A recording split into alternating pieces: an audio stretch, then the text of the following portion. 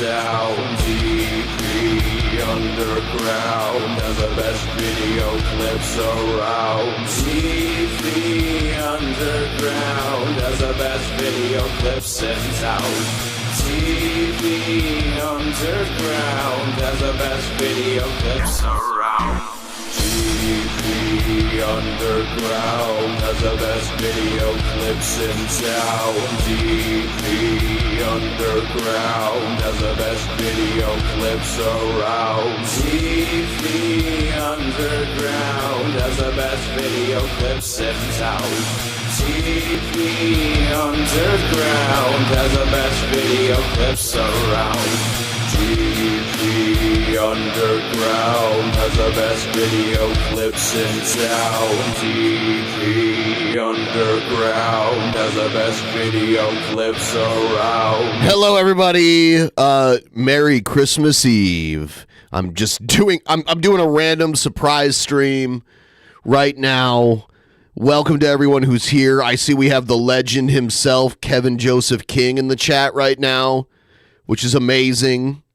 And hello and Merry Christmas and Happy Holidays and whatever you're into to all of you. Thank you so much. Thank you so much for being here. Please like the stream if you haven't already. I have a mixture of coffee and cider, which I think is counterproductive. But they kind of work, actually. You know, it's 10:41 a.m. where I'm at. So I got up and got some coffee, but now I'm having myself a cider. Police cop choco, police cop choco. Yes, you are. Kevin, if you ever wanna come on the Drunken Peasants stream, you're more than welcome to. I'd love to have you on sometime if we can work that out. Y'all see?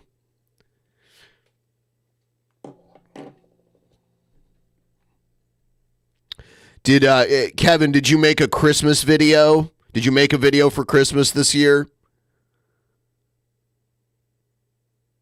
I don't know if he's watching or if he's just reading the chat. Either way, I'm like, what should I talk about on the stream?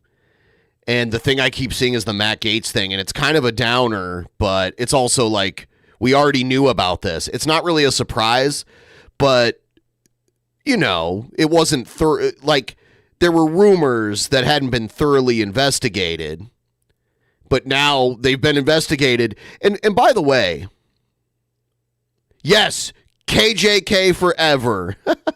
He said, yes, me forever.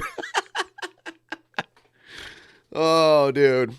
But yeah, like, isn't it weird though? Like the shit that Matt Gaetz did, according to this investigation, isn't Jared Fogle in prison for doing the same shit? Why isn't Matt Gaetz in prison? Right? Didn't Jared Fogle like pay underage prostitutes or something like that?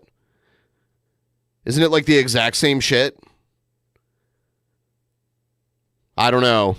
It is weird that the people in our government get away with a lot of shit.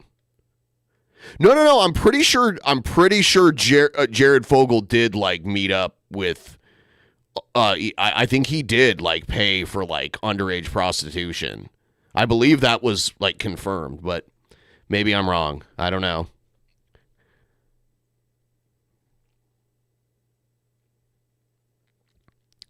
Yeah. Yeah. So we're gonna check out this Matt Gaetz stuff and see what it's all about. And then we'll do some happier stuff too, and some stuff that made my blood boil. Oh, you know what? Let's do the shit that made my blood boil first. How about that? Because this is so... I just hate the way people are. Like, a lot of people they do crazy shit. Selfish, crazy shit. And I'll show you what I mean. So, in Washington, we have a little town called Leavenworth, and it's a replica of a Bavarian mountain town, like a small mountain town in Bavaria. Like it looks very, German, Bavarian German, and it's in the mountains. So if someone if you fell asleep and woke up there, you'd be like, whoa, am I in Germany, in the Alps? For life, Kevin King, for life. For life. But anyway, so it's like the Christmas capital of Washington State. During Christmas time, they make it like a little Christmas village, almost like North Pole style. And it actually snows there, which it doesn't snow in Seattle very much. So I just want to show you this. This is what it looks like during the winter time. I don't know what this music is, but yeah, this is what it looks like. It's up in the mountains. It's like a 1.5 to 2 hour drive from me. And it's just, it's like a magical little town, very family friendly. Okay. And something that you can see on the screen now, to the right of that gazebo is a sledding hill. It's not very big. It's like a little mound. It's barely even a hill. And kids will sled, families will all sled down it. Here it is. You see it. Nothing big, just a little hill. But look at how many people enjoy it. This town actually does get very crowded, which it's very touristy. They actually have an Alpine style roller coaster at this, in this town too, which is pretty cool. But anyway, so you get the idea of it, all right? So look what happened 2 days ago. I'm going to show you. It happened to this sledding hill right here.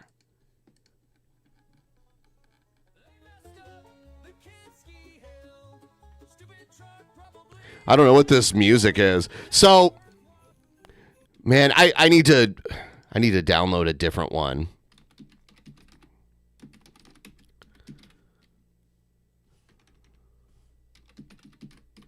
I'm such a sloppy typer. Okay.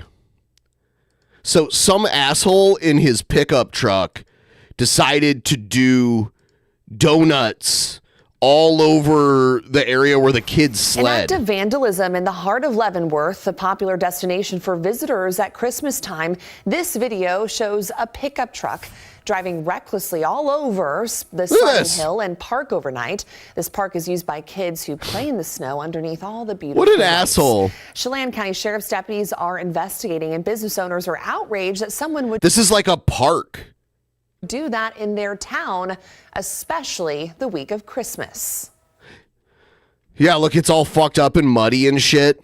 A muddy mess is anything but merry and... It's up in the mountains, so it snows there, and a lot of people don't normally see snow around this time of year because it's warmer and just kind of rainy. Right. Overnight, vandals destroyed this park in the heart of downtown Leavenworth. This video on Facebook shows the Christmas crime, doing donuts across the street from the gingerbread factory. He's doing donuts across the street from the gingerbread factory. And other businesses like Der Sportsman. I mean, I was blown away. I wonder if, was this person just wasted, or did they have an axe to grind? What's the motivation to do this? Would do that. It was super bold. Tanner Bombadiri says that this is not only hurting their hearts, but their business, because they typically sell sleds to families. Yeah, you can't sled over that shit. It's very unfortunate because it's also the sledding hill right here in Leavenworth. And so, nobody can sled on it anymore because of what they did. Families wanting to sled are now finding out they can't. This video shows crowds looking at the damage from just beyond the caution tape. And Tanner has a great view of what normally is a park full of people sledding and enjoying the lights. Huge crowds here in Leavenworth today, and that whole area is just inaccessible for them. He's wearing a cow hat. Which, really sucks. A lot of people come up here hoping to go sledding or, play in the snow outside, and it's not really an option anymore. It really is the talk of the town, Tanner says, with many hoping the vandal will turn themselves in. This is, look at this guy. What? Is it So what do you think it is? Is it like mental illness, or he was just like... With many. He's like a random white guy. He's in all black, but with a white hoodie over the all black outfit. Hoping the vandal will turn themselves in. I mean, they have what he looks like on video, and they have his fucking license plate. Or someone will come forward to identify. Right there, they have his license plate, so that's all they really need. Yeah, I don't know what it is.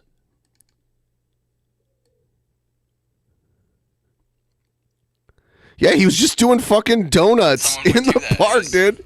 It's so crazy. Tanner Bombadiri says that this is not only hurting their hearts, but their business, because they typically... It's been all over social media around here for days. Like if I look at Reddit, like I look at Seattle Reddits and everything, people are talking about this. But yeah, this is a very touristy Bavarian village replica that gets very busy. I have only been there in the summer. I would never go there in the winter because I have to drive over a mountain pass to get there, and I don't want to do that in the snow. Because there are points where you're driving where there's like a drop off where if you like skidded over the edge, you would be dead because you would fall very far in a car. It would not be good. All right, let's look at the Matt Gaetz shit. Let's get right to the House Ethics Committee report on Matt Gaetz. We're learning more and more about the sex and drug allegations against the former Republican congressman who was forced to bow out as President-elect Trump's choice for U.S. Attorney General. CNN's Caitlin Polance has been studying the report and the supporting evidence that was released just a little while ago. Caitlin, give us... So, like, I have to say, I don't care about the drugs, and I don't care about the sex, and I don't even care about the prostitution. It's the, like, underage shit that's a problem and is illegal. And if other people get in trouble legally for it, then he should too. He shouldn't be above the law. Like, if he's going to do shit like that, then he should...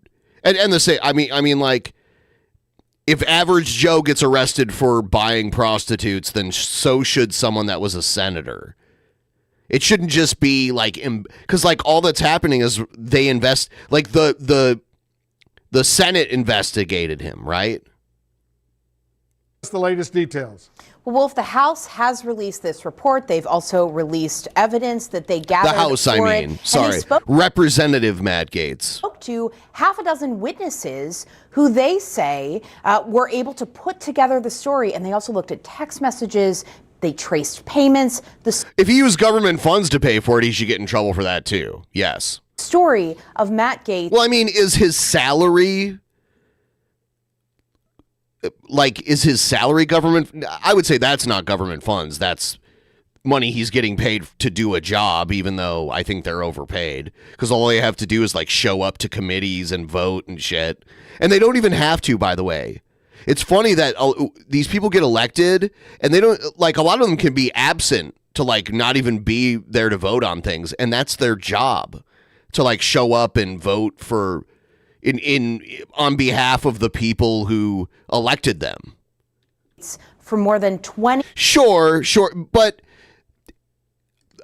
I don't think if a salary is paid by taxes, we need to have a bigger conversation about how much they get paid overall. But it's their money. We shouldn't feel more entitled to people's money just because it's not from a private corporation. Like, you know, I don't know, if people are actually doing work, like there's so many people that get paid by taxpayer money and they do, like, they're just like normal workers. You know, I just don't know if we should really look at it differently. If they're actually doing work and it's like, okay, we're going to hire you and we're going to pay you this. So times paying tens of thousands of dollars. I don't know if they're beholden to you directly. I mean, like, you're like a drop of water in the Pacific Ocean when it comes to like how much you actually pay them. So toward women, and not everyone and not all the people who pay him agree with you. So either for sex or for drugs. And they're saying in those findings that it shows Matt Gaetz was engaged in commercial sex. So paying. Do you live in the state that Matt Gaetz was elected in?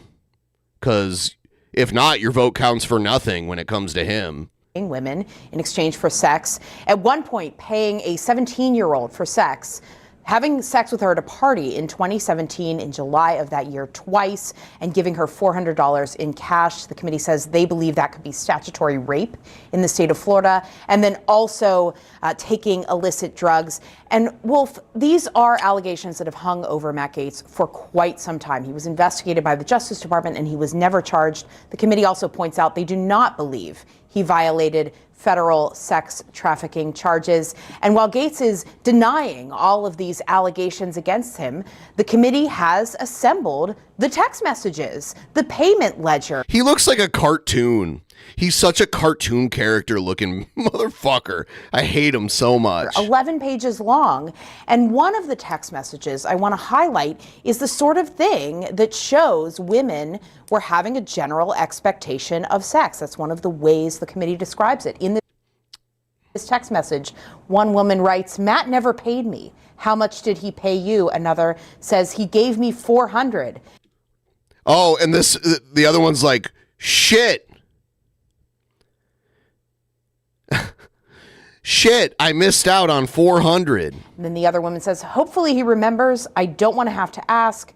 The response, "Don't ask, just say it to him," on Friday. Wolf, all of this is coming together after Gaetz leaves Congress. There was some he left with a quickness. Internal dissent from the committee chairman about releasing this report. He was loyal to Trump, so Trump's helping him out by trying to make this go away and give him a job.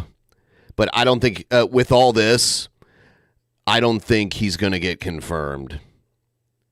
But we'll see. But even though the committee chairman says this report should not have been released when it was today, he doesn't take any issue with the findings of the House Ethics Committee.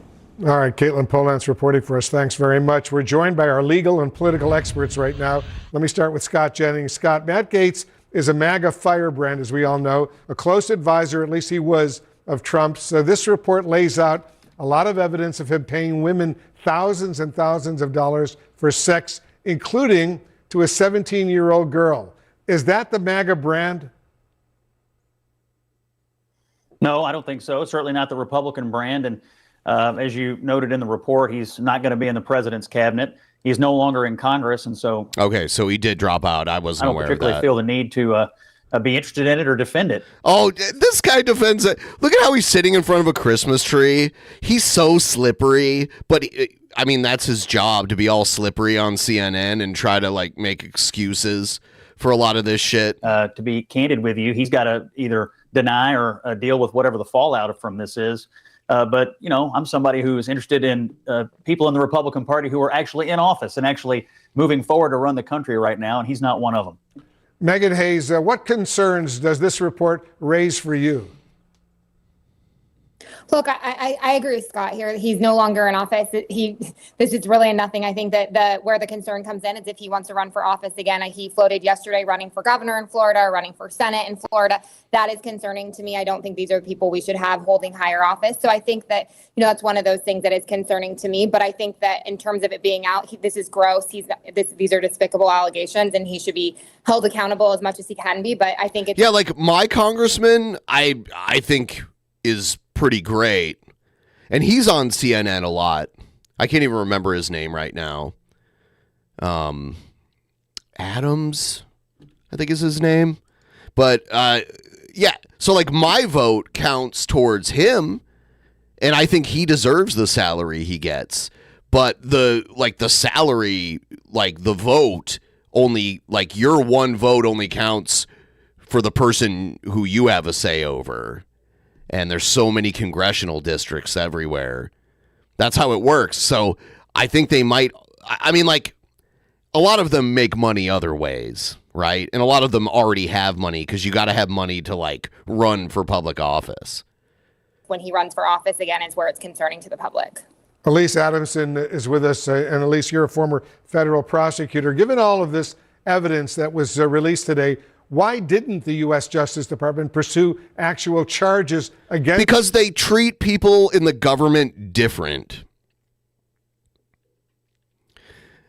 Which is bullshit, but that's what's happening.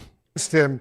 And does like the shit Trump was charged and convicted for, if any of us here had done that, we'd be in jail or prison. All Trump spent like 10 minutes in jail.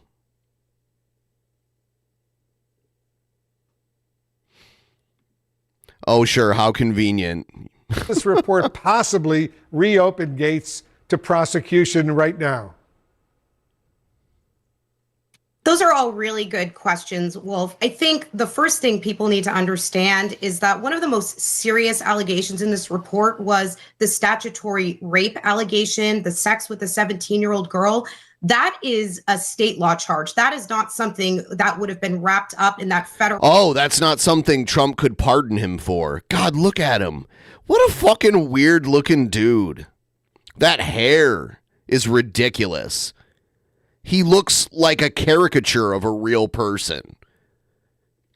Investigation, if it was separate from the sex trafficking, and the statute of limitations has now run. Hey, Beavis. Are we gonna like score or something? Well, I better pay for it or something. On that. With respect to the potential federal charges, that would have to be trafficking. That means that Matt Gaetz would have had to bring these people, these women, over state lines for sex. And it seems from the report that that was hard to establish, especially with respect to the minor.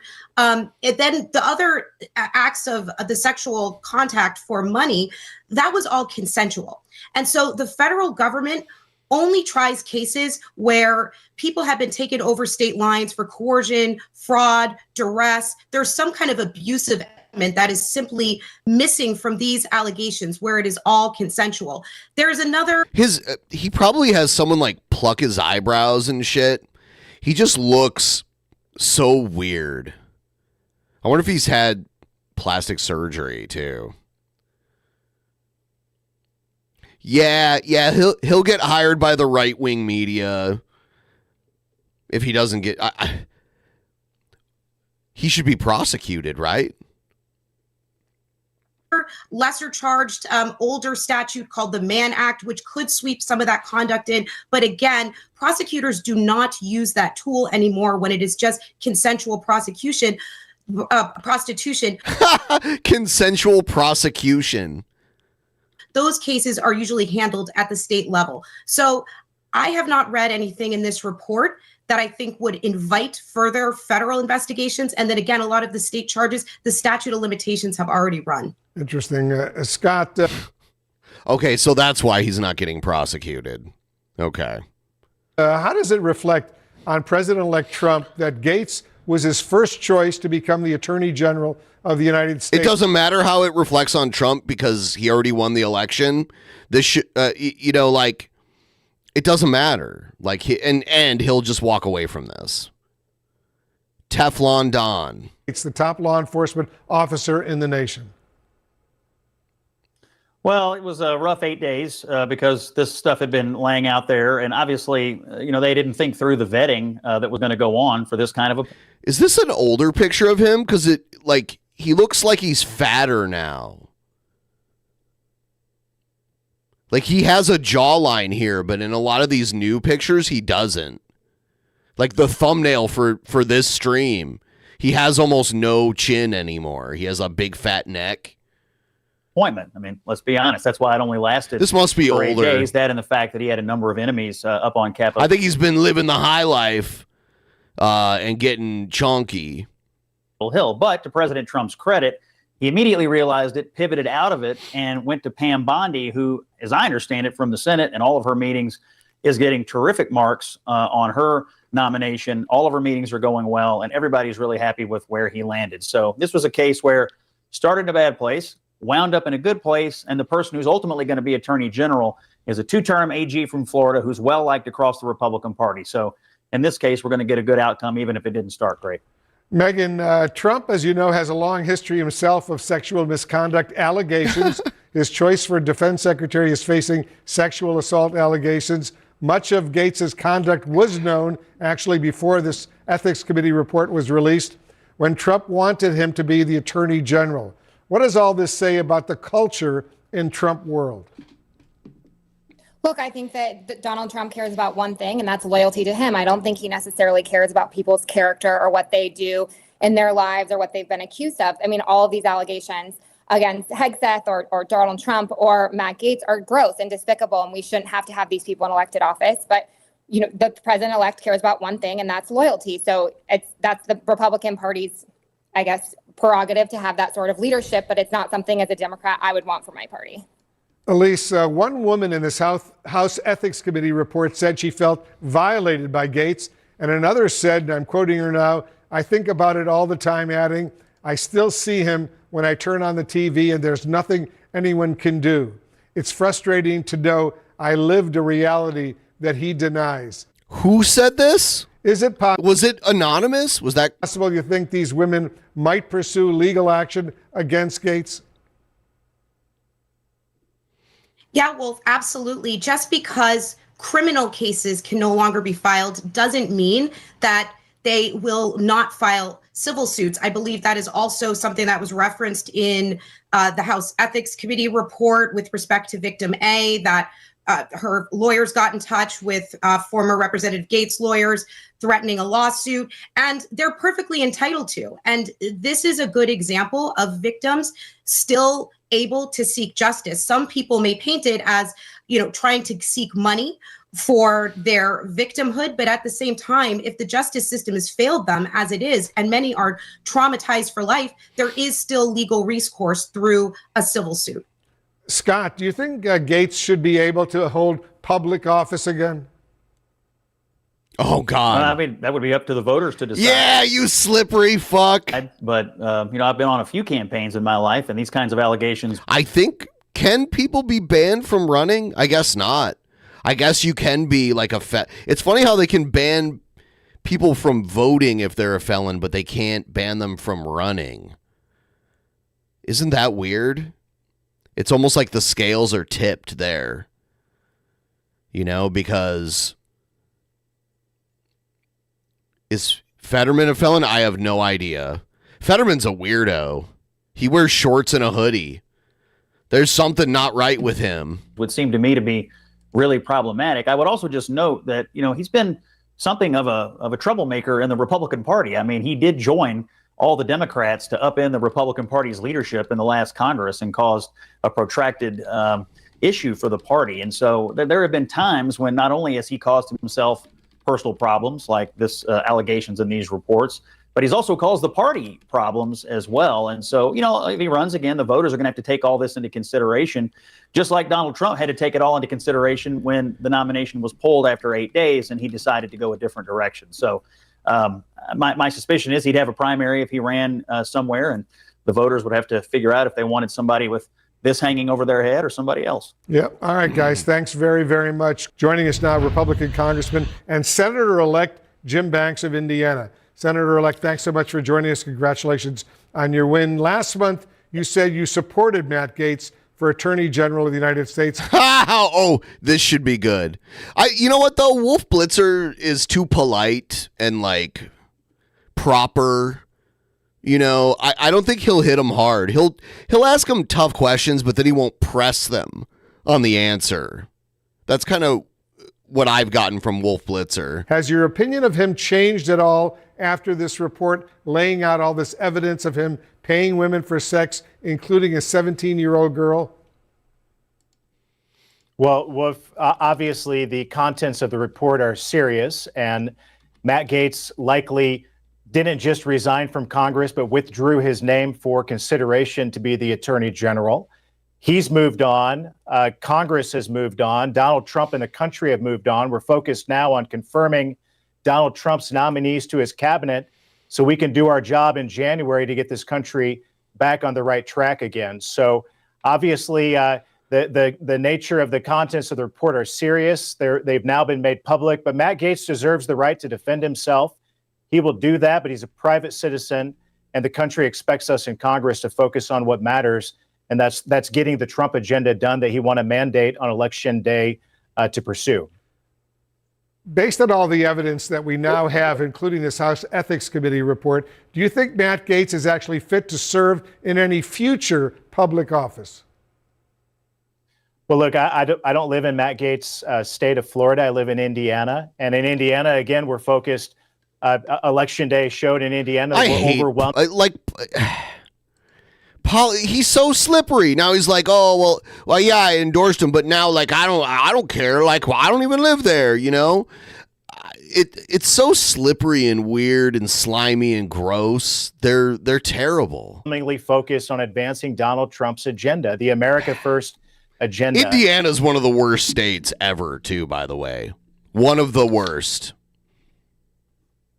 Never go there unless you have to. And I just got elected to the United States Senate. My job is to go to work on January 3rd. I get sworn into the Senate and to focus on securing our border, growing our military, making our military strong again with adversaries around the world like China. I'll put it into perspective for you. Like, I grew up in Ohio. The closest state to where I lived in Ohio was Michigan. And I went to Michigan all the time because it was literally like the city I grew up in. It was just north of the like city limits was the Michigan line. But then the next closest state was Indiana. It was probably like a 2 to 2.5 hour drive away. Maybe not even that. And I've only been to Indiana to like drive through it. Like, I've never actually gone to Indiana. I've driven through it to get to Chicago, and I've driven through it like to like get to other places west of me. And that's the only times I've ever been to Indiana. That should say a lot, because I could have went to Indiana anytime I wanted. And others who are trying to beat America in many ways, militarily and economically. So look, well, that's what I'm focused on. The report speaks for itself. If Matt Gaetz ever puts his name on the ballot again, then his voters can make that decision. He has a right to defend himself, like I said before, and I know he will do that. I served with 8 years with Matt. He's very smart. He's very talented. And I know that he will do everything that he can to clear his name. And he has a right to do that. But the contents of the report, this ethics report, are very serious. I expect the public to react to it in a serious way. But he's not a nominee. He's not a congressman. It's an 1.5-hour drive from Toledo, Ohio to Fort Wayne, Indiana. Anymore. He's a private citizen, and the country expects us to move on. Joining us now, CNN political commentator Brad Todd, Jasmine Wright, political reporter for Notice, and CNN political commentator Van Jones. It's good to see you all. So, Jasmine, as we look at this, the fact that the House Ethics Committee had initially voted along party lines to keep this report sealed, what changed? What convinced some Republicans on the Ethics Committee to instead change their vote and release this report? Yeah, Erica. Well, I think you're right. There was always going to be a question of whether they would, whether they not. But ultimately, 2 Republicans sided with Democrats to release this report. That's not, of course, the chair. The chair didn't want that out. He said it within the report. And another Democrat on that bipartisan committee. But I think what's really interesting here is that this is a committee of Matt Gaetz' peers, former peers and potentially future peers that voted to release that. They said that it was for transparency's sake, making the case that the American public deserved to know what a sitting member of Congress was accused of. Now, of course, Matt Gaetz has denied all of these allegations. In fact, kind of accused this committee of weaponizing this information that he again denies is false against him. But still, this was a group of his peers really pushing this information out into the public zeitgeist, not into the court of law, but of course it's the court of public opinion, in a really stunning example, because of course we know that Matt Gaetz resigned from Congress. Yeah, it's such an important point, the fact that they clearly wanted this information out there, as you say, in the court of public opinion. Van, when we look at this, as recently as yesterday, Tuesday. You had Matt Gaetz floating the idea of another run for office, knowing this report, right, was likely coming out. Today, you have Trump ally Steve Bannon saying, quote, Gaetz has to come back, don't back down, double down. In this world that we live in, she didn't act underage. Say Matt Gaetz does launch a potential bid for office. Does any of this serve as disqualifying in any way for voters? Well, it used to. It would have. It's hard to know in this environment we find ourselves now. The one thing that's very clear is, Gaetz has a lot of enemies. He had people in his own party that all they had to do was just go with their party chair, go with the committee chair, and go with precedent, and this would have had to be leaked, but at least it wouldn't have been put out in this way. This lets you know this guy has PO'd some serious people in serious places that we're talking about this tonight, but does it make him a martyr or a villain to Florida voters? We'll probably find out pretty soon. When we look at this, just because Matt Gaetz obviously withdrew that nomination for AG, it doesn't mean that there could not be a role in a Trump administration, Brad, that does not require Senate confirmation, where we could see him as a part of that administration. How do you see this report impacting those chances? To Van's point, martyr or villain, does this elevate or lower his status with Donald Trump? Well, I think, first off, his relationship with Donald Trump is from the campaign, where he was a key member of their debate prep team.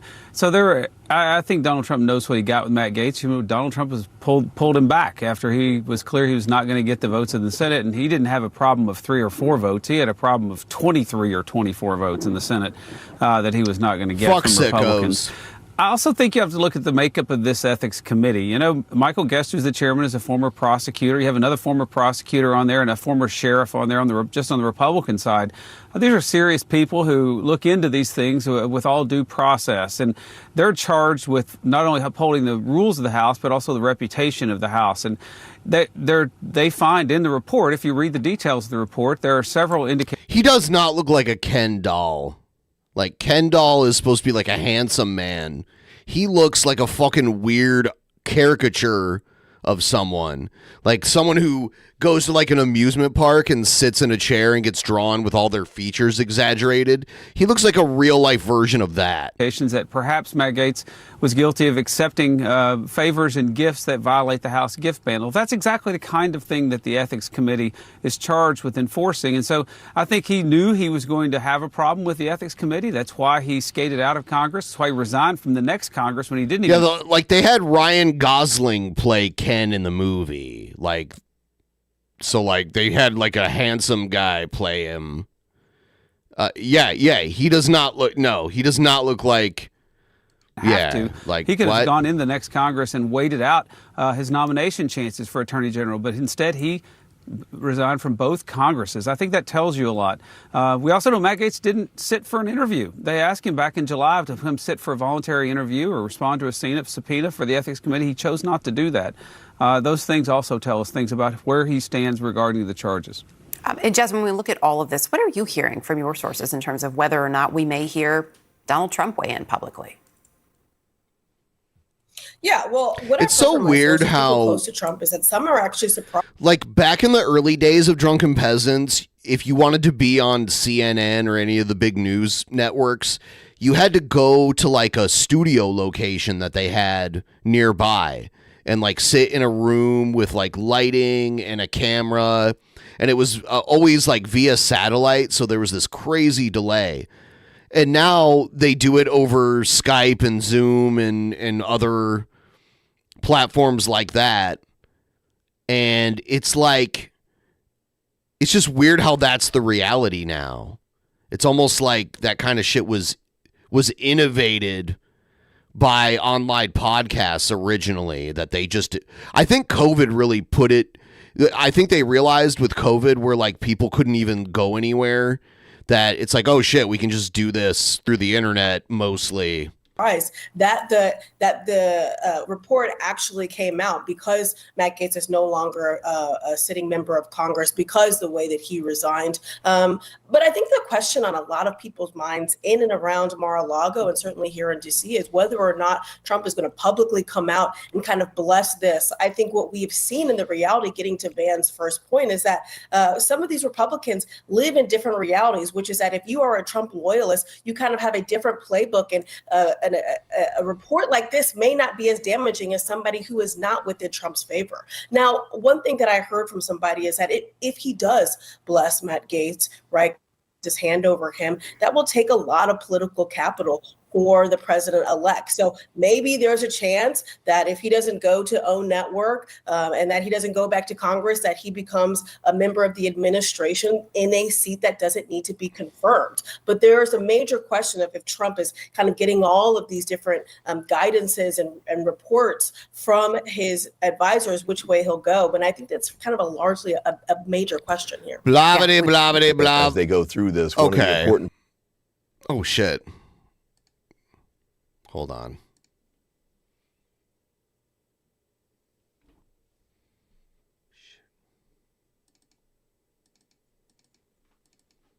All right.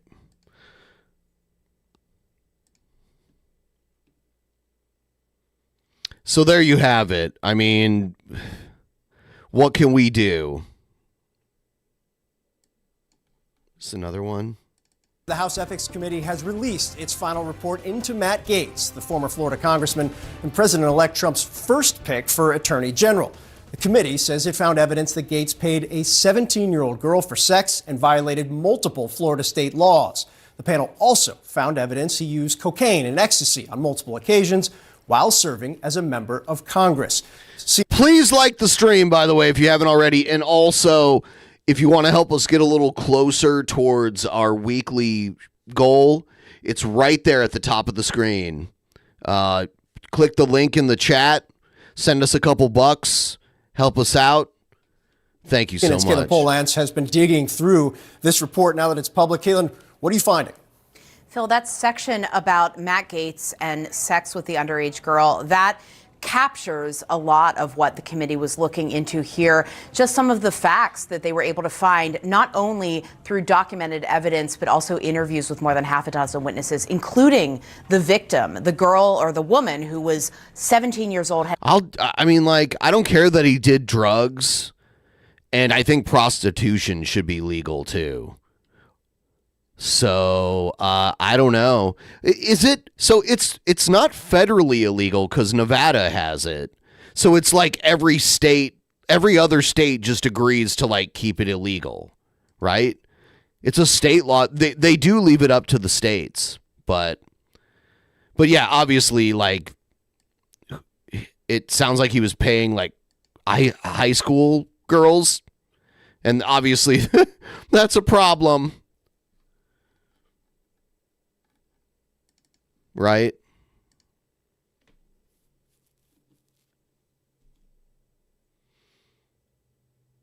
No. Yeah. I know it's illegal in Vegas, even though it happens in Vegas a lot. It's technically illegal, but overlooked a lot in Vegas anyway. But yes, I know that, but it must be a state issue and not a federal issue because Nevada has it in some places.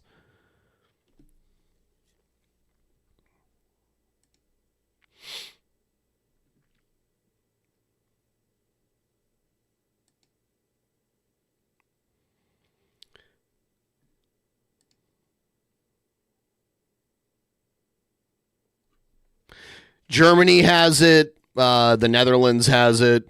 I mean, there's places all over Asia that have it. There's places in Mexico that have it. I mean, it exists all over. I mean, even to some degree, Canada. Yeah, like Canada has it too. So.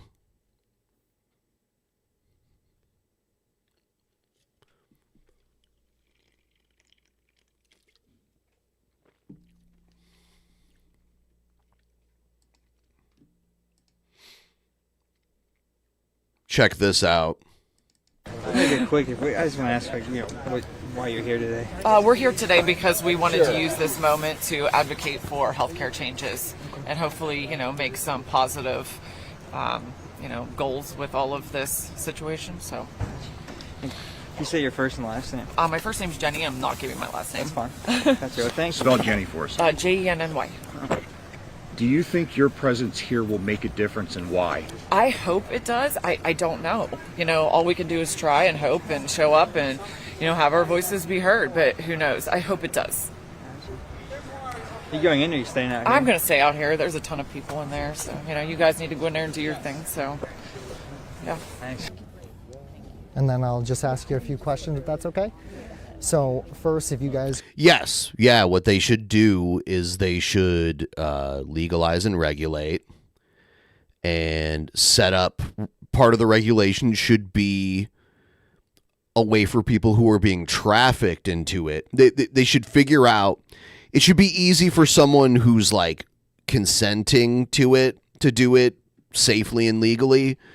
And then, like... If people are being trafficked, there should be a way to, like, report that and help that person. And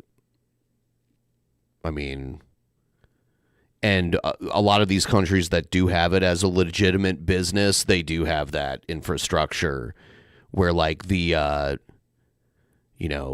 security, there's, like, all sorts of protection and regulation, testing for diseases, and you have to have a license and that kind of stuff.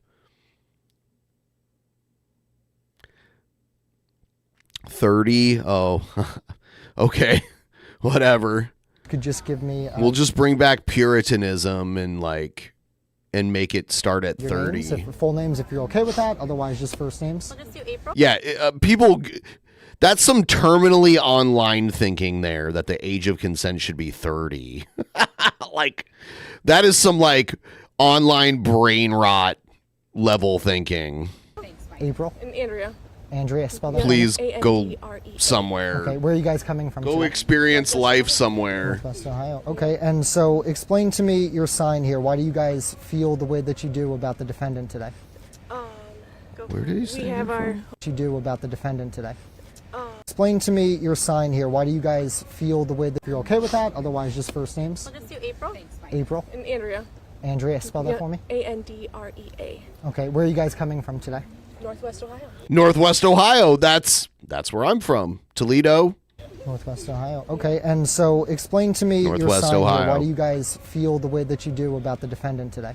Go for it. We have our own reasons to be frustrated, fed up, angry with our government and our healthcare system. We both needed medical procedures that, we had to fight for, that we shouldn't have had to fight for, especially, being Americans. We're taught and told how great it is to be an American. Best country in the world. I shouldn't have to fight to save my life on, a phone, getting denied. I shouldn't have to fight for medication that will keep me breathing. Or if I'm born with a disease, I'm just an unlucky number, for some people. And he had, medical issues, medical things, and he was heard. And he was heard by a lot of people, and That's why we're here. That's why we're here.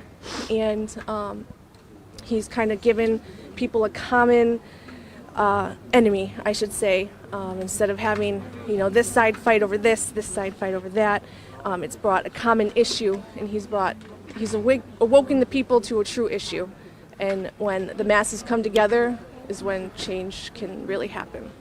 So what do you say to people who would say that you guys are being too hard, that this man is accused of killing somebody because of that? Is that the way to go about getting change? Do you want my honest answer? I do. Over 360,000 children have been killed by our government in Palestine.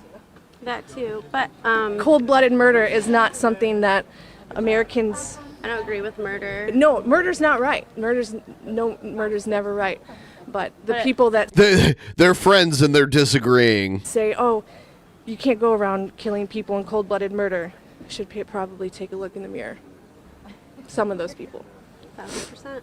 How did you guys feel when you first heard about what happened? I wasn't really shocked. I was waiting to see when it would really happen. Somebody's straw. Another shooting in America? To break the camel's back. Yeah. And it was allegedly Luigi. And I get it because I think they want to make out with Luigi. there's I think Luigi does something to the ladies. a lot of worse things, and I'm actually surprised, like maybe a mother or a father, this did not like retaliate in like the same sense. Yeah, these two are from probably the city I grew up in or like the surrounding area. I've heard some horror stories, and myself, I'm here because of a pre-existing condition, and we are kind of left out in the Pushed system. to the side. Well, they're going to be sick and die anyways. Why should we? Why should we really care? So, and it's sad. Like, it's sad because that really happens. It might sound like we're exaggerating, but like that stuff really happens. We're not exaggerating. We have to fight for our lives on a phone. Medical bill shouldn't be $450,000 a year. I can't afford that. Only state insurance can afford that, and I have to be poor in order to get my medications paid for. So ultimately, if he did what he is being accused of doing, do you think that's justified? No. Murder's not justified. At all. But he Screech was not. Screech was in Saved by the Bell. brought the people together.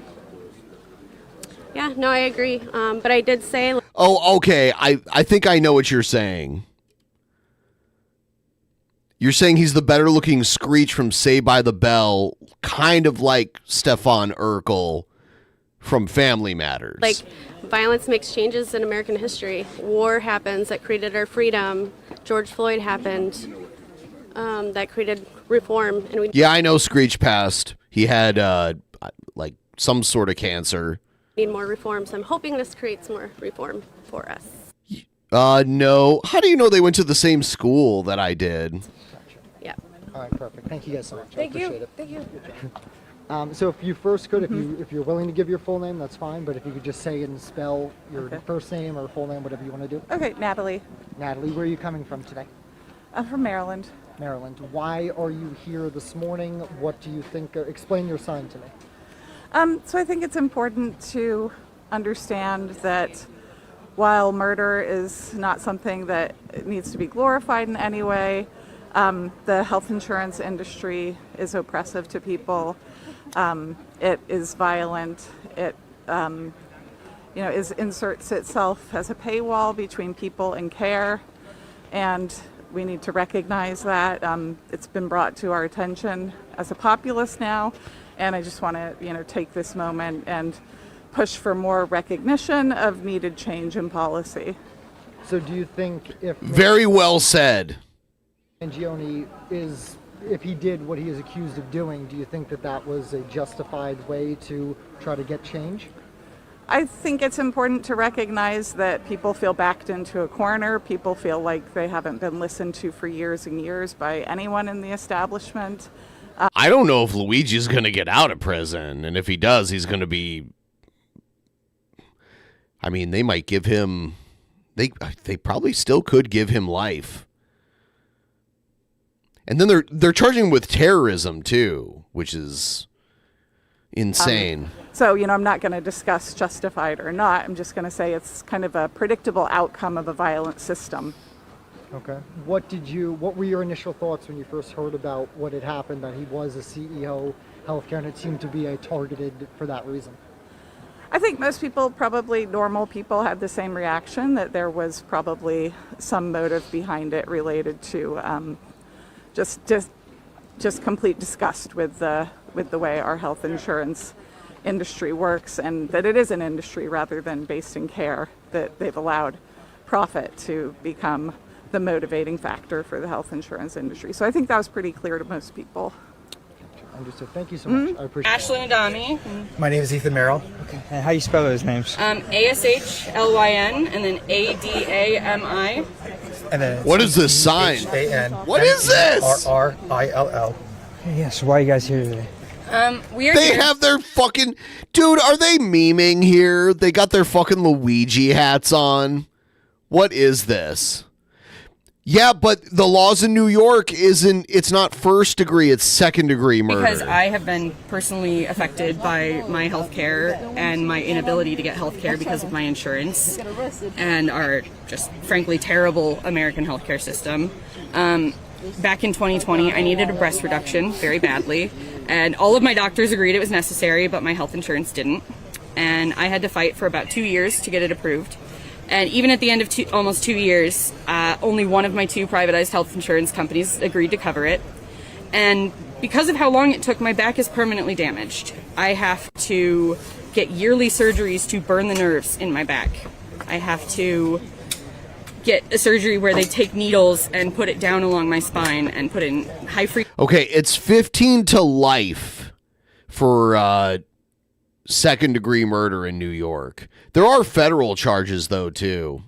Frequency radio waves to burn the nerves, and because of insurance, before that surgery will be. She's saying her boobs were too big and it like broke her back, and now she has to have like nerves in her back burned. I don't know. Approved. What? I have to do 2 prior surgeries where they inject numbing medication, so I have to get like 6 needles put along my spine 3 times every year because of insurance. And that's effectively because they want to do like a pilot procedure to make sure that the burn is actually going to stop the pain. Even though it's already worked before. Yeah, it's second degree murder. He's young too. He'll probably get like 30 years. Probably, if he's found guilty. He'll get out. He'll just be old when he gets out. And you're definitely changed for life by spending 30 years in prison. It's definitely rough. But it's a chronic condition that's never going to go away. And it was caused by negligence of the system. Like, I had to fight for almost 2 years. There was no one advocating for me except me. I was a student. I was going through terrible, terrible pain. It was destroying my ability to focus on anything, let alone trying to deal with health insurance. Okay, yeah, we get it. It was exhausting. Get and over it broke yourself. She's a little too dramatic about it.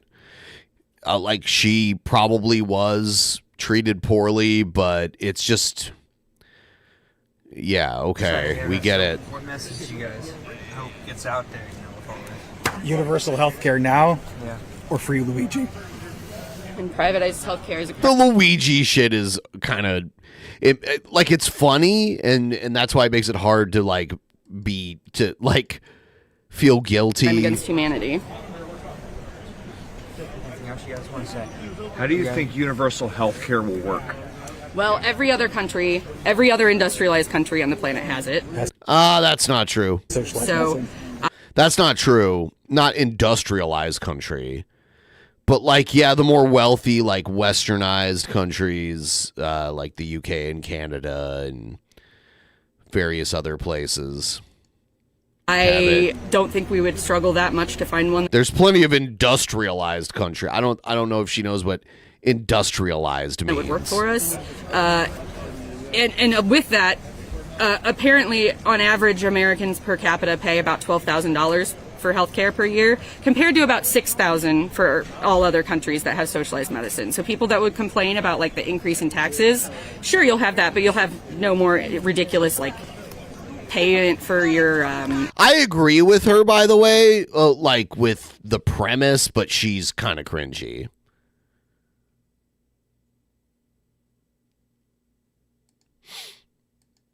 Oh, Big Diesel, your dad's been in prison for life. 27 years, but he's never getting out. Damn. For murder? I mean, I would never dig deeper, but you put it out there. Was it murder or something? Or was it 3-strike rule shit? Insurance, it will reduce. Because there's back in the day, to get tough on crime, they did a 3-strike and then you get life kind of thing. Even if the crimes weren't even that bad, you get strikes and then you get life. And they could be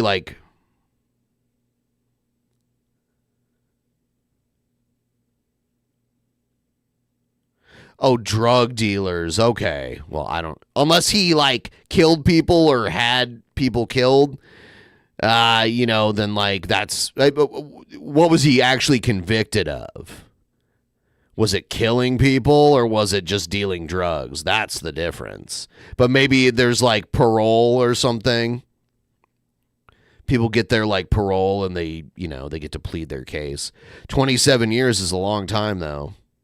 Your cost. It's not going to increase your cost. Like over half of Americans want universal health care. I honestly don't know why it hasn't happened other than the fact that corporations have the ability to prevent it. And they shouldn't. Americans should have the say over American policies. Thank you guys. Yeah, thank you. Can you tell us why you're here and the purpose of your sign, and what is the message? So this sign is. So the message we're promoting today is for a cryptocurrency called Luigi Mangione. Oh my God, these fucking crypto scammers here. We will be paying out denied health insurance claims to all the victims that United Healthcare denied. What? Dude, what is this? Why are these people admitting? Why are they saying this on camera? Are they just shit scammers?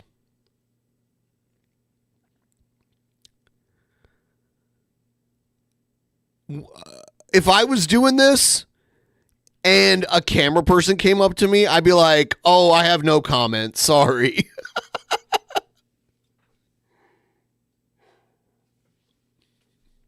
We're out here today because we would like to promote our coin and we would like to promote people getting the health care that they deserve. Nope. Thank you. The reason for the signs and the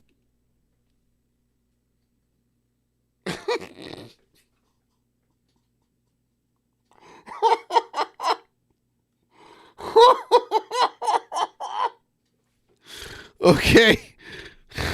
All right, dude. message, and what is the message that you're trying to get out? That systematic murder is the same as murder with a gun. There's no difference. So you should be dealt like you would gun down a serial killer, you know.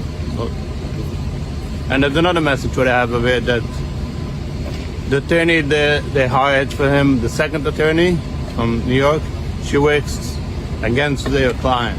She works for the DA. So this is really a... He has two hats. Vicious act. Is he Hasidic?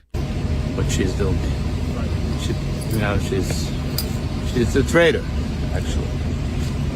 She says she's going to represent him, but she's working against him.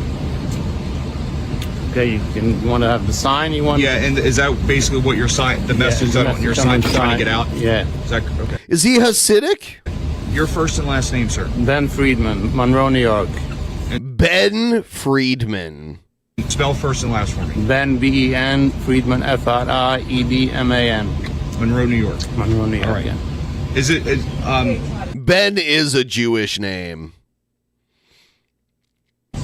Is it worth? I was given a Jewish name. It's you to travel all this way, and if it is, and obviously you're here, but why is it worth it for you to travel all this way? Because the truth has to be said. Someone has to have the courage to say the truth. And I think Luigi has much more courage than I have, because I would never do this. So I thank you. Have to stand by him and show support. Because he did a very courageous thing. Because he's going against the wealthy people, you know. And this is, well, I would not risk my life to sit in jail. No way, you know, no thoughts about that. So I need to show support that he did something very important for the country. If the accusations against Mr. Mangione are in fact come out to be true in the court of law, do you condone the acts? If the accusations against him are proven true, because he does have a right to appear in court and right to a trial. Yeah, but he did a good thing, you know, even if it's true. He did the right thing to gun down a serial killer. Because this person is a murderer doing it. Well, the government is not stopping him from doing it. That doesn't mean it's okay. because he's paying over the government. There's no way to stop him legally. No politician is willing to do this because they get, they have lobbyists and everything, and they have money for the court to fight in the court. No one is going against these wealthy people, these CEOs. So this is the only way to, to stop this serial killer. What's going on? The massive, it's not with a gun, but it's killing people. I like his hats. Much more than most serial killers. I think he actually has 3 hats on. Killers do. Much more people are dying from dying. Dying from the CEO. Who's causing us to be dying? And other CEOs than any government. Look at the long curly hair. So. Whoa! Look at the last frame of this video. Are we tripping? I just want to leave this up for the rest of the stream. Chaim.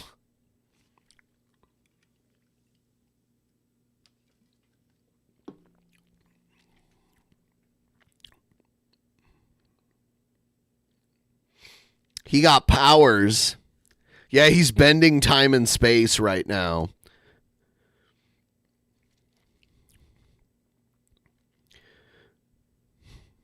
There was 2 times I saw a bunch of Hasidic Jews in my life. The first time is when I went to London, and I went through a neighborhood in London where there was a bunch of Hasidic Jews, and they're all dressed with like their hats, and they have like cloaks almost that they wear, and most of them have the like curly things too. And then in Brooklyn, I saw that too.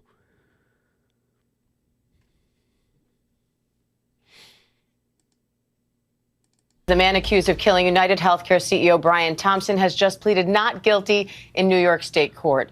26-year-old Luigi Mangione is facing an 11-count indictment, including first-degree murder in the furtherance of terrorism for allegedly shooting Thompson in the back outside a Manhattan hotel. If convicted, he faces life in prison without parole. He's also facing federal charges filed last week. They always do that pause, like right before he puts the bullet in him. And then that poor fucker on the right just hanging out. You know how many times I've been that person on the right just like hanging out like outside of the hotel, maybe smoking something or having a drink or whatever. I would never expect like, oh, here's a guy walking by. Oh, shit, here's a guy with a gun. Oh, he killed that guy. Oh, I'm out of here. That person's probably trauma. That person will probably be probably the key witness in this, right? Like that person's probably going to get subpoenaed, right?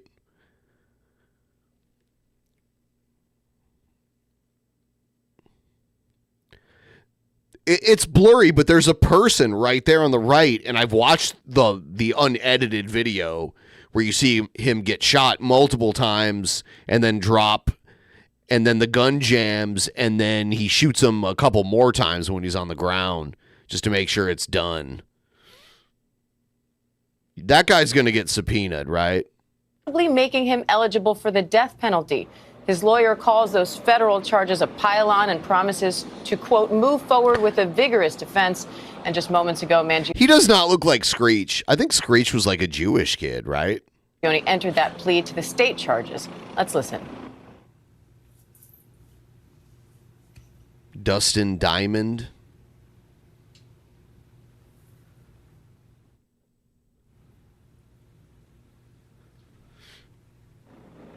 And we saw just a moment ago, he walked into that courtroom. You can see him in handcuffs, flanked by law enforcement as well as his attorneys.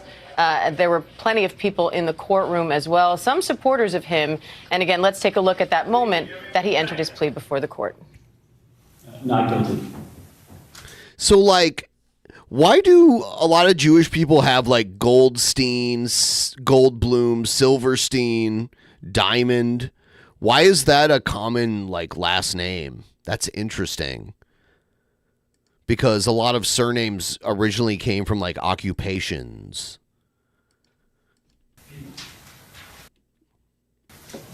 Your Honor, we have a copy of the indictment. Yeah. So they were like jewelers or something. Like his ancestors were jewelers. Immigration consequences, as well as rap sheet. Leave the court. No, they probably like.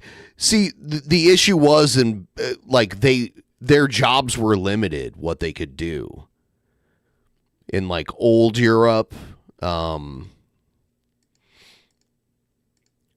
they could only do like money lending and like that kind of If shit. we give the court an extra copy and one to counsel, does the court wish that we be heard with respect to bail?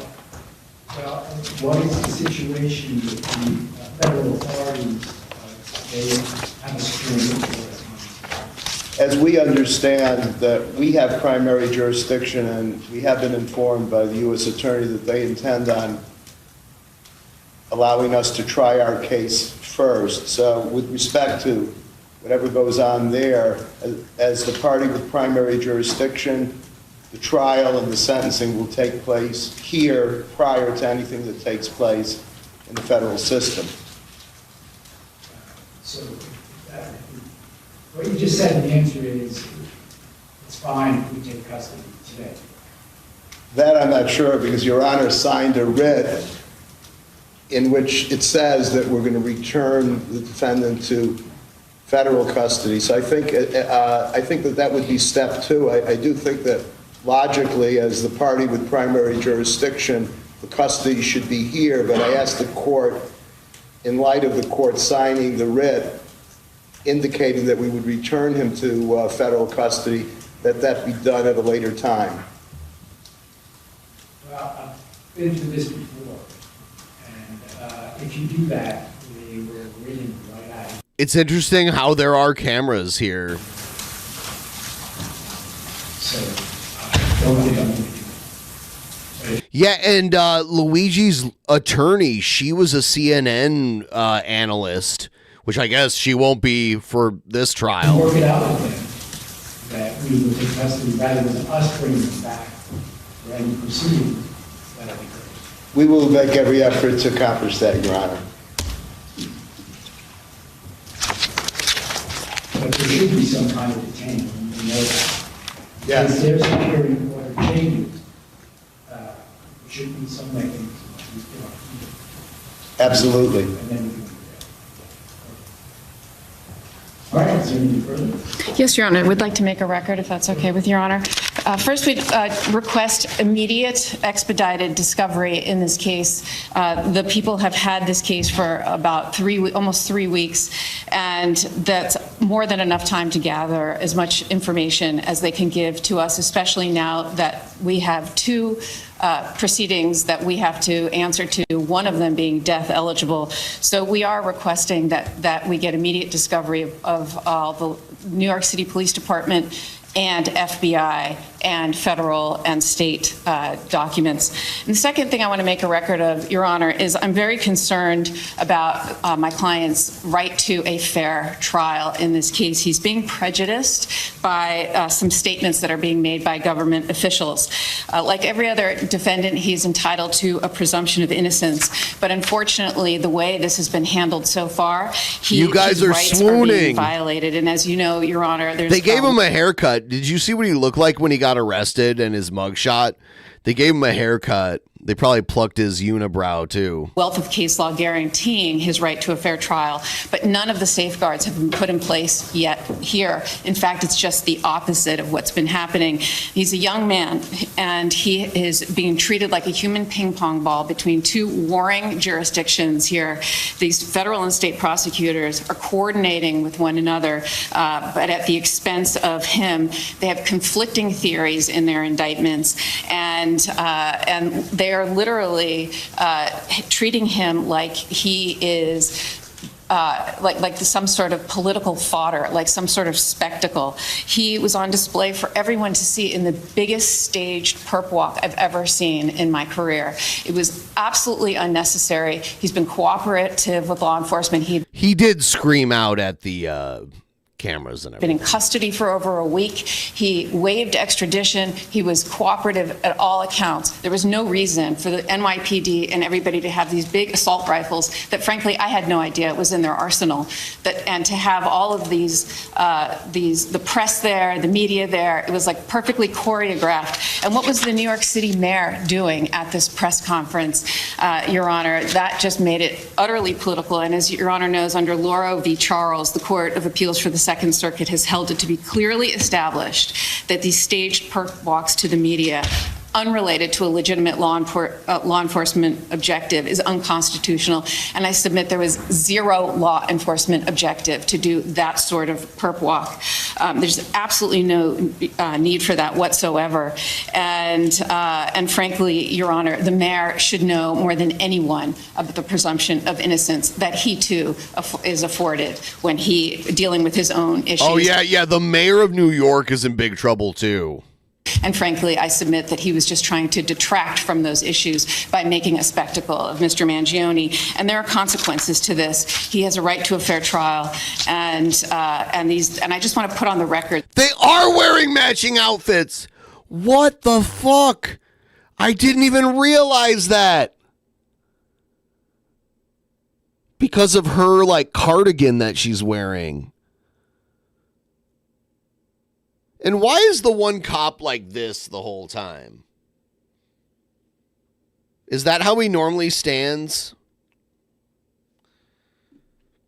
Statements that the mayor made publicly about my client, nothing saying alleged, for example, and he said, I wanted to send a strong message with the police commissioner that we're leading from the front. I'm not going to just allow him to come into our city. I wanted to look him in the eye and state, you carried out this terrorist act in my city. The city. Look at him looking at him too like he's going to kill him.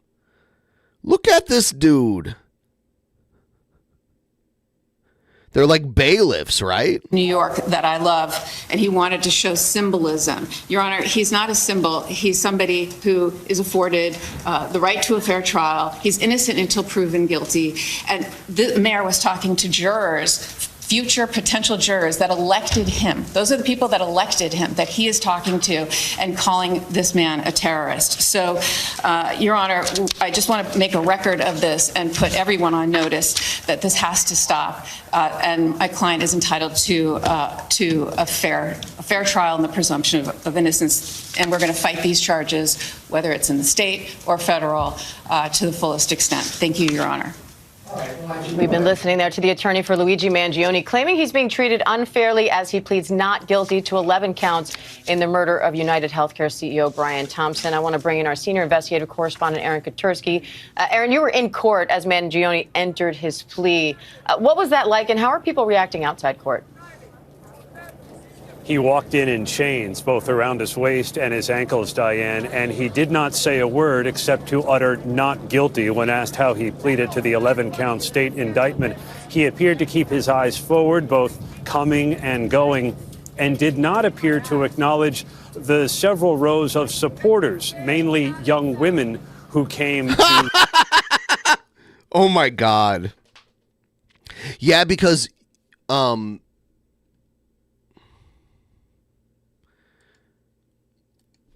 Like, this is a phenomenon, by the way, that killers, a lot of mass shooters even, get like these adoring female, like the Boston bomber. A lot of women fell in love with that dude.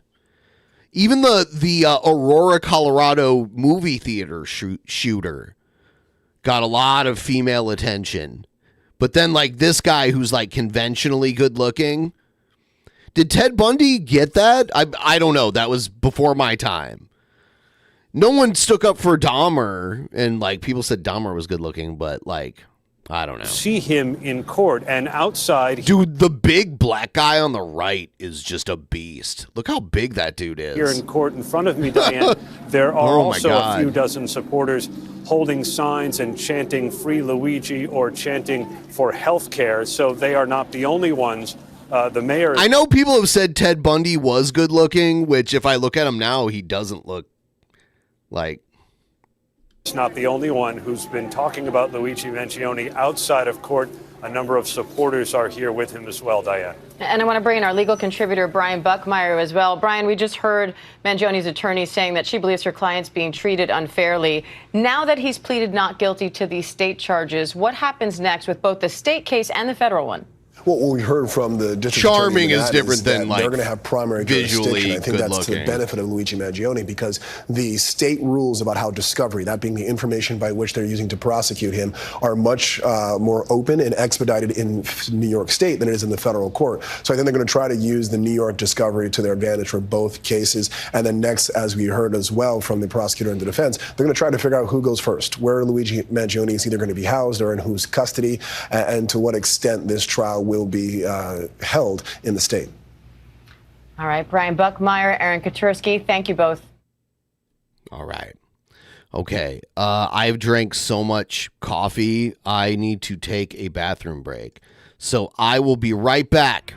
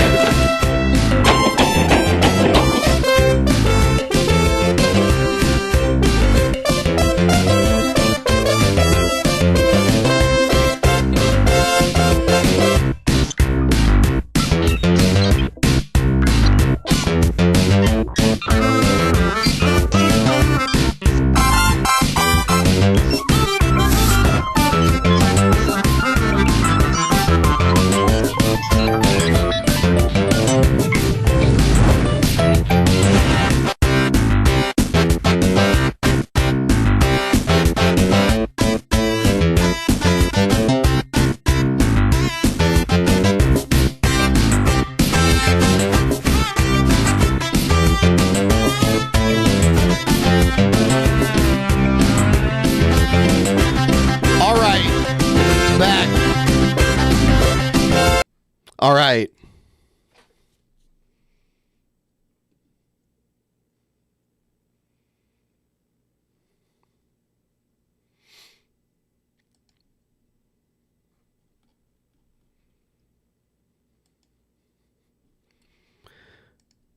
Have you guys, I think people might just be too busy today, whereas I am not. So probably wrap up the stream pretty soon. Haven't gotten any donos during this stream, which is very rare. But I think like people are too busy, which makes a lot of sense. I wanted to show you guys this. This is a video about a traditional Polish meal that Polish people have on Christmas Eve. They call it a vegetarian meal because for some reason Catholics don't think fish is meat when it is. So the only meat in the meal is fish. There's 12 dishes and you have it on Christmas Eve. Most of it's like dumplings and shit. Here you go. Is this the world's most elaborate Christmas dinner? It is. All these dishes make up a single meal. It's the culinary Christmas Eve classic from Poland, the Wigilia menu. The Wigilia. Ale jest smacznie, rodzinnie. Chyba to jest najlepsze, co niosą te święta. Jedną z też piękniejszych tradycji na Of course they got a priest in a church. wigilijny jest 12 potraw. The Uwiniave restaurant in Warsaw is known for its traditional Polish dishes. Head chef Krzysztof Kowalski prepares the Wigilia menu Krzysztof every day. Kowalski. Te dania tak naprawdę jest 12 dań, które według jakiejś tradycji to jest, powinno być na stole wigilijnym 12 dań. Każde danie odpowiada jednemu miesiącu roku. In Catholic Poland, the association with the Last Supper of Jesus and the 12 Apostles is especially widespread. This fish is a highlight of the Wigilia dinner. Pierwszym daniem, jakim przygotujemy, to jest jesiot, który jest robiony techniką sous vide. Sturgeon. Wow, that's fancy. Usually it's a different, like, white Będziemy fish. ugotowane w niskiej temperaturze. Shit, I need to show the Przez subtitles. godzinę na temperaturze 51 stopni. Teraz jest obsmażony i pójdzie jeszcze do odgrzania do pieca na jakieś 10 minut. Fish dishes are a mainstay of the Wigilia menu, while meat is never served. Fish is meat. I think that's so dumb. This goes back to pre-Christmas fasting. Wigilia jest przed główną uroczystością, dlatego można powiedzieć zabieramy sobie te potrawy mięsne po to, by je zachować już na Dzień Bożego Narodzenia. Dude, Polish is such a weird Jest language. to tradycja, kultura. A number of Kultura. traditions surround the Polish Christmas menu. Many families only start the Wigilia meal when the first star appears in the sky, representing the birth of Jesus. This is followed by another tradition. Jedną z najpiękniejszych to jest łamanie się opłatkiem przede wszystkim. Biały chleb, opłatek, który symbolizuje. Yeah, this weird. So like the weird bread, which is very similar to like what you eat at communion in Catholic Church. Symbolizuje Chrystusa, który narodził się w Betlejem. Betlejem oznacza dom chleba, czyli łamiemy się opłatkiem, który jest chlebem, życząc sobie radości, miłości, dobra, ale też jest symbolem przebaczenia tego, co było złe. Zanim zasiądziemy razem do wigilijnego stołu, przebaczamy po prostu sobie. The restaurant chef is preparing one of the desserts. Kolejnym daniem, które dzisiaj przygotujemy, jest kutia wigilijna. Mamy wheat pudding, mak ugotowany z ugotowaną pszenicą, orzechy, do tego idą różne bakalie, rodzynki i miód. It's no coincidence that poppy seeds are used in the dessert. The poppy is Poland's national flower. Whoa. And its seeds are a staple of the cuisine. Is it like the opium poppy? Time to serve the meal. The head chef takes a seat across from the restaurant manager, who gives us a brief description of the dishes. There's 12 of them. W pierwszym kadrze mamy Each one is supposed to represent each of the 12 apostles. pierogi z kapustą, grzybami. Dalej jest śledź z grzybami. Herring with mushrooms. Śledź ze śmietaną. Śledź w oleju lnianym. Add to that the sturgeon, salad, filled dumplings, This is a very fancy Wigilia. soups, and desserts. Too fancy. A borscht with dumplings in it. Do Polish families eat all these dishes on Christmas Eve in a restaurant or at home? At home. Ja mam to szczęście, że moja żona ukończyła technikum gastronomiczne. I zawsze to powtarzam, że to jest coś niesamowitego, dlatego u mnie zawsze się gotowało w domu. Tak, absolutnie wszystko gotuję sama. Wszystko przygotowuję sama, bo moje dzieci wiedzą jakie potrawy będą i oczekują tego po prostu. Mama rzadko kiedy pozwala przygotować cokolwiek, bo wszystko sama. Ale jest smacznie, rodzinnie, bardzo tak przyjeżdża też brat z dziećmi, z żoną, siostra i jesteśmy wszyscy razem. But if you find yourself in Poland before Christmas... It's funny that they call it a vegetarian meal, but there's fish in it, but Polish... Like, it's just a Catholic thing where they're like, you don't eat meat, but you eat fish. Christmas Eve and want to get into the festive spirit, you can also enjoy the sumptuous menu at a restaurant. There's no restaurants in Seattle that do a Vigilia. Does your country have a special Christmas meal too? None. Happy holidays, Ben Pie. Thank you. You're the only one, but I appreciate it. That makes this stream well worth it. And Kevin Joseph King showing up and wishing us Merry Christmas also. I might like... If anyone else wants to start a tip train, I'll stream for like another hour or something. If you're busy or you don't have the extra cash, I get it. But it's pinned up at the top there. So XRP having a resurgence now.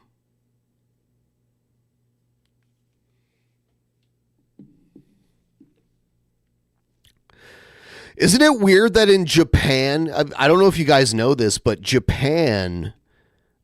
in Japan, they celebrate Christmas by getting KFC because they believed Americans ate KFC on Christmas. And I bet you KFC's making tons of money.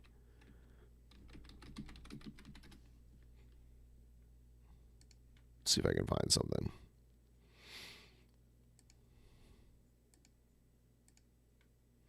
Let's see.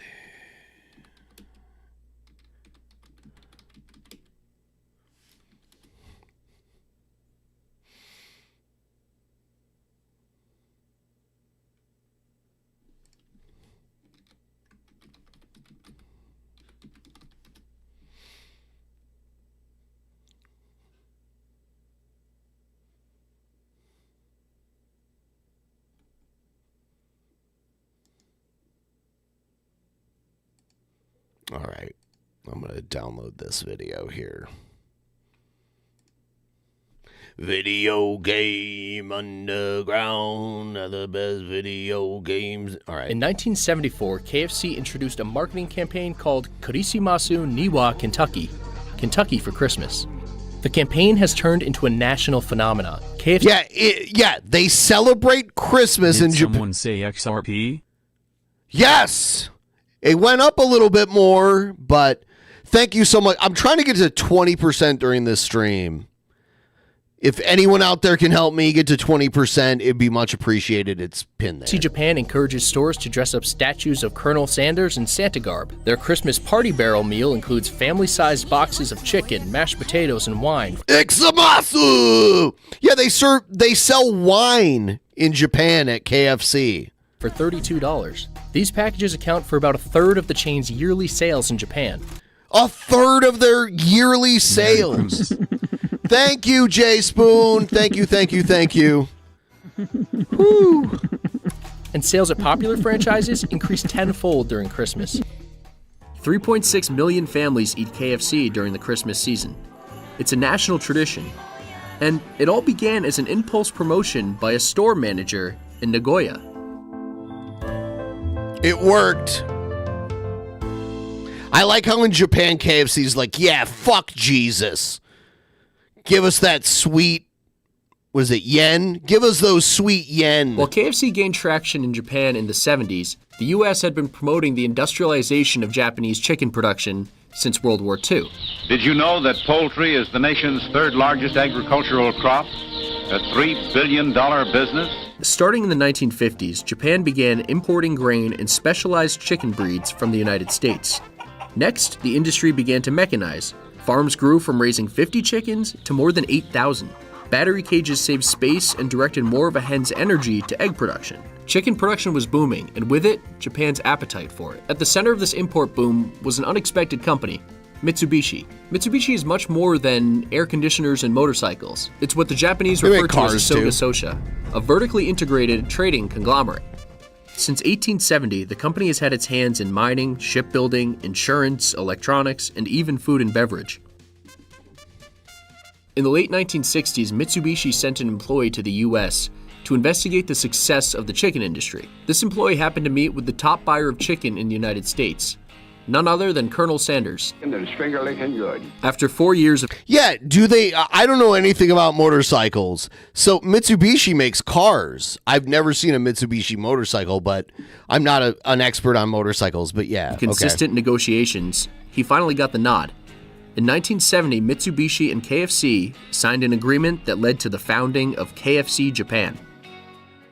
In 1973, Takeshi Okawara, a recent graduate of Harvard Business School, was managing Japan's first KFC. Rumors hint that the idea came to him in a dream. Others say he was inspired by the American tradition of serving turkey on the holidays. But here's the real story. A kindergarten spokesperson came into his Oyama branch with a proposition. The school would order KFC for their Christmas party if Okawara would deliver the food dressed up as Santa. He agreed. Word spread and more schools began ordering KFC, hoping that Santa would deliver it. Okawara capitalized on this and introduced a party barrel to the menu as a way to celebrate the holiday.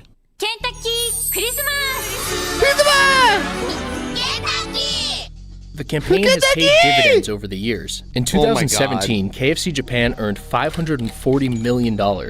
But between December 23rd and 25th, the company recorded $53 million in sales. That's around 10% of the company's yearly sales in one weekend. Much of the success of KFC Japan can be attributed to this campaign. Today, Japan is the third largest market for KFC with 1,165 outlets as of December 2014. But it's not just about sales. KFC at Christmas has made its way into Japan's pop culture. This is Maria Takeuchi's classic song, Shiteke na Holiday, also known as the Kentucky Kurisumasu song.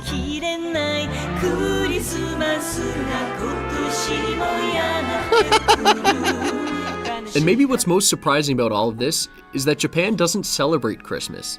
At least the majority. 50% of Japan practices Shintoism or no religion, less than 40% is Buddhist, and between 1 to Shintoism is more like superstition than a real religion. 2% is Christian. Despite this, there are lines around the corner at KFCs around Japan during Christmas. Oh, and Okawara? He climbed through the company ranks at KFC to eventually become the CEO and president of KFC Japan from 1984 to 2002. Thanks for watching. Please like and subscribe and comment.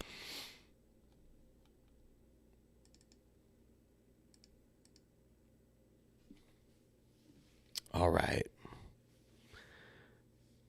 How about we get to 20%? I'll play Cavuto. This is it, the final segment. But today I also wanted to let you know this is my final show. I am leaving Fox. I've been planning this day for some time. This just seemed like a good leaving time. before Now, Trump takes office. Some of you might be thinking, well, Neely, it's about time. After all, I've been doing this for nearly 3 decades here. You know, there are people working with me now who weren't even born when I started at Fox. That's how old I am. But I'm not leaving journalism, I'm just leaving here. But I'm forever grateful to my bosses here. They've been very good to me these many years and offered a very generous opportunity for me to stay years more. That's pretty amazing considering the fact that, I don't know, I might have missed a day or two here and there, battling everything from multiple sclerosis and COVID to countless infections, even open heart surgery. Then there were all of those awful series of hangnails. Don't get me started on that one. I might have been unlucky in health, but very lucky for the support I got here and the things I got to do here. Because I got to do what I love to do, report the news. Not shout the news, not blast the news, not, well, call names, just call balls and strikes, following the news, to hold truth to power and fairness to all. That's it, that's me. But while you see me, you really don't see the people behind me, the producers and writers and cameramen and directors across 3 shows all these years carrying me, and that can be a pretty heavy lift. So blame them if I said something that ticked you off, and apparently I did a lot. But now I'm off and saving my biggest thanks for last, for you, all of you, who've allowed me into your homes all of these years. My dad used to tell me, Neil, stay humble because in your case it will come in handy. I don't think he'd have ever imagined my incredible run, but I do think he'd remind me to thank those who made it possible. All of you. Okay, truth be told, most of you. I'm leaving out the nasty ones who called me fat, forgetting, as I often said, that the camera adds 50 pounds, until one dude saw me in person and said, you know, Neil, it wasn't the camera. Yeah, the camera adds 50 pounds, guys. My face isn't actually this fucking fat. Or those who email that I do things that I think were anatomically impossible to do. I got a kick out of those. Actually, I got a kick out of them all. Let's just say you kept me grounded. My Irish mom used to say we should count our blessings. So is he Italian? Cavuto? Is that Irish or Italian?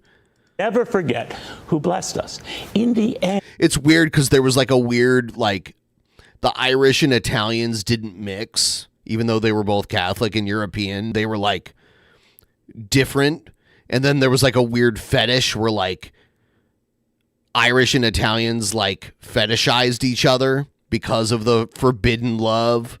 That was a thing. That Check should it be out. our focus, and that is mine tonight. Not all the stuff that divides us or the nastiness that embitters us, but the far more important stuff that unites us and defines us and lifts us. I tried to appeal to those I am not better Italian angels, at all. and I'm grateful you gave me that chance. That is why I say goodbye with only good thoughts and good wishes. I hope you have a very Merry Christmas and a wonderful holiday season. May the new year be as fulfilling for you as these nearly 30 incredible years you've blessed me. That means a lot. You do too. Thank you. He got emotional at the end there. I could hear it. Not a fan of Cavuto, but he has more integrity. I mean, like, they were probably like, oh, you got to go so we can, like, pump it with propaganda. There was, like, at least a level of like Shepard Smith.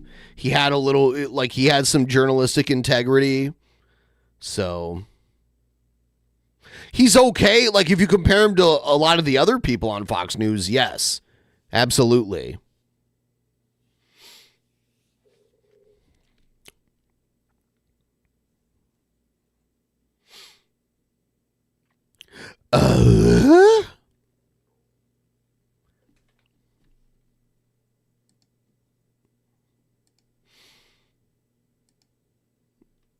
I wonder if Cobra made a new video.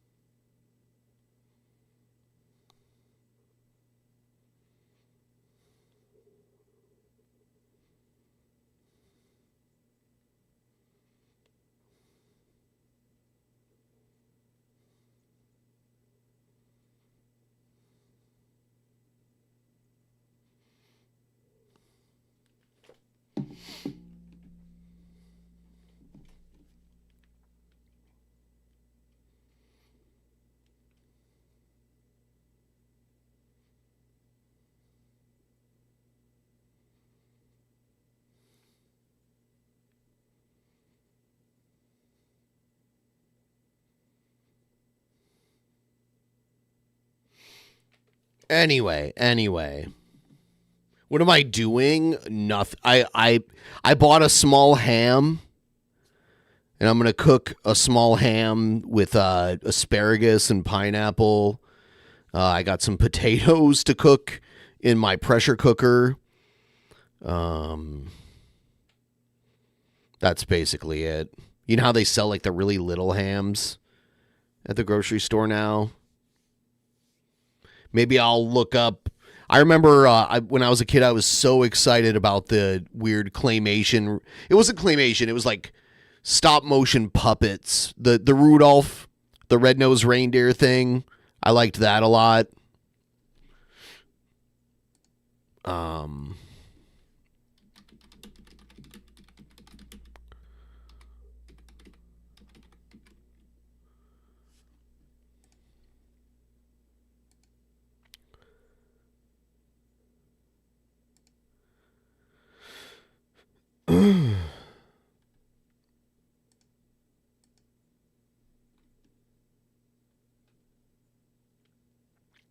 Yeah, everyone put in the chat, what is your holiday movie? Is it A Christmas Story?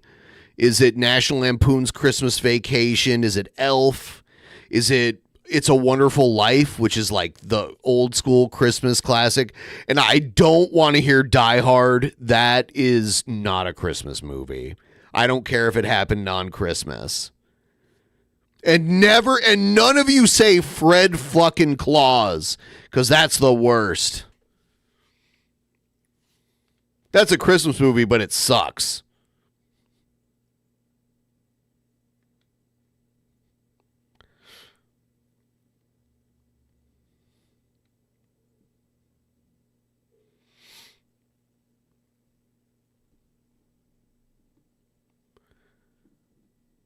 Home Alone, I guess you could make it a Christmas movie, but I'm like, is the focus of the movie it being Christmas, or does it just happen to occur? Or I've seen people be like, oh, there's one part of this movie where it happens on Christmas, so it's a Christmas movie. I'm like, your standards are so low. It's like, if there's a scene in a movie where like there's a football game, is it like a sports movie? Like we have to think it became like a dumbass meme to be like, oh yeah, it's a Christmas movie because like, you know, at this one part, the Kids in the Hall movie Brain Candy, there's like a 2-minute scene at Christmas. You know what I'm saying, bro?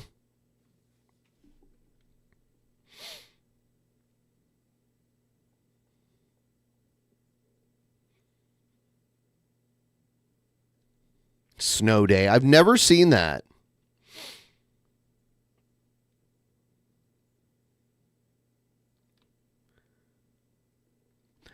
Years ago, we had a sponsor called the Tipsy Elves, and they make these ugly Christmas sweaters. And they sent me one. I got 2 of them. And the one I got, it fit me back then. And I tried to put it on today, and it was like so tight on me. I'm like, damn, I'm a fat old shit. I'm a fat old shit. I'm a fat old shit. Let's do this shit. Merry Christmas. Thank you so much. And 789. That's sweet. Merry Christmas to you too.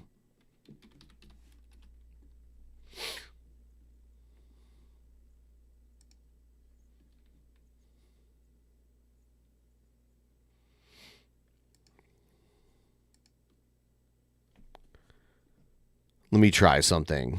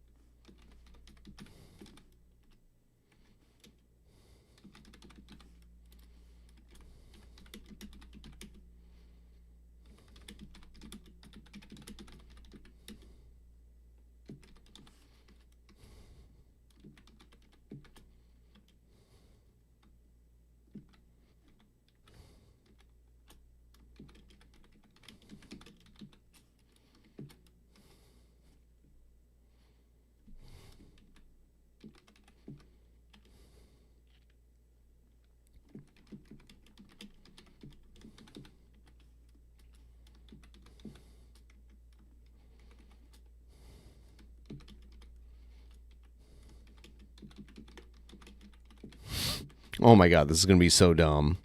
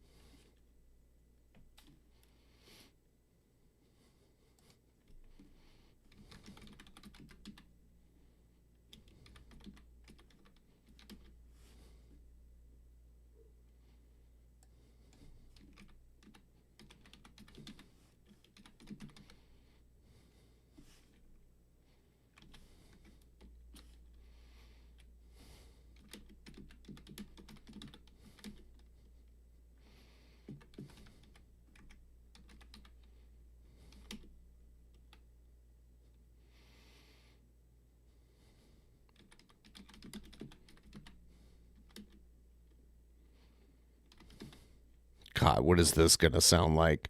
I'm being so crazy. Let's see.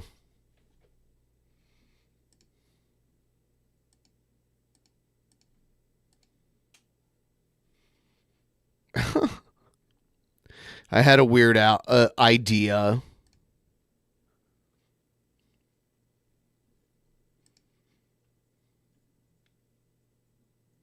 Is the Star Wars Christmas special canon? I guess. I don't care.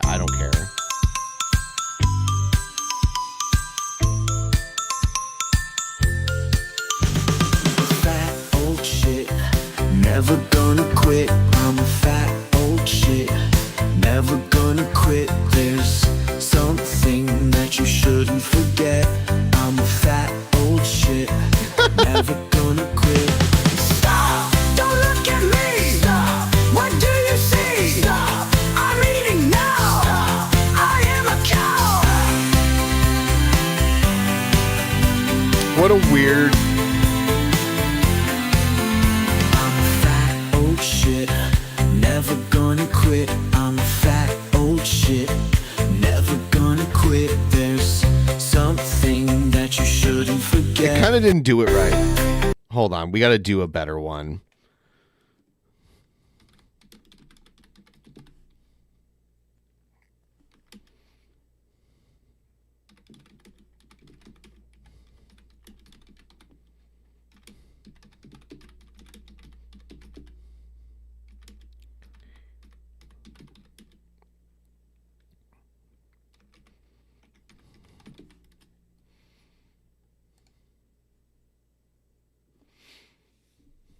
That was too, like, friendly.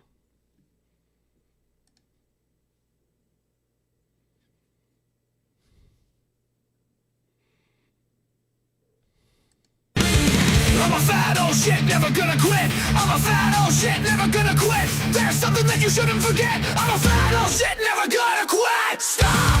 Don't look at me! Stop! What do you say? Stop! I'm eating now! Stop! I am a cow!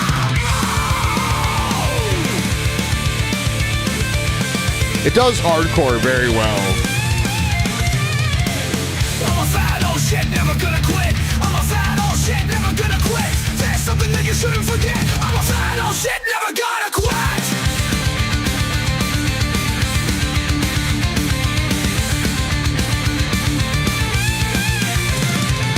Stop!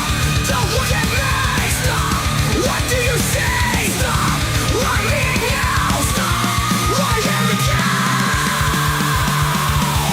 I'm a fat old shit, never gonna quit. I'm a fat old shit, never gonna quit. Of course. Anyone can do this if you can play anything. But it's so, it's like, for me, like, this was the cool music. What did the other one do? I'm a fat old shit, never gonna quit. I'm a fat old shit.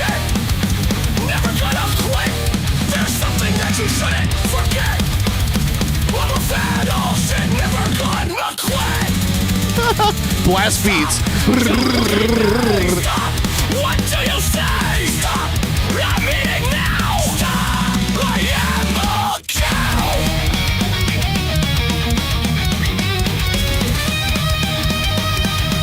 Cool solo.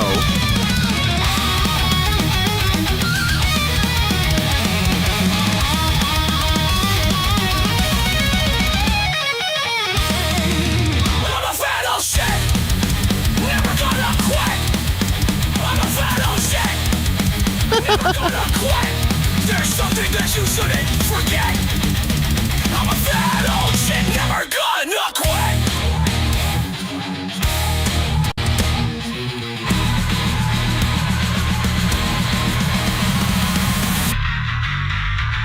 Ooh, bass solo. Don't look at me! Stop! What do you say? Stop! I'm eating now! Stop! I am a cow!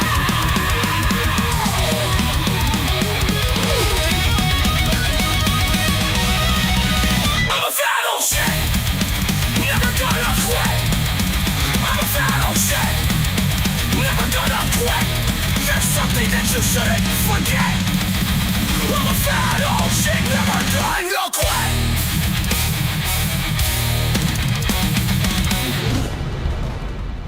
Damn, that was badass. It wasn't structured well, but it sounded cool. Anyway, I think I'm done for the day. I'm going to chill out for the rest of the day. Thanks for watching. Thanks for supporting. I'll see you guys next time. Bye.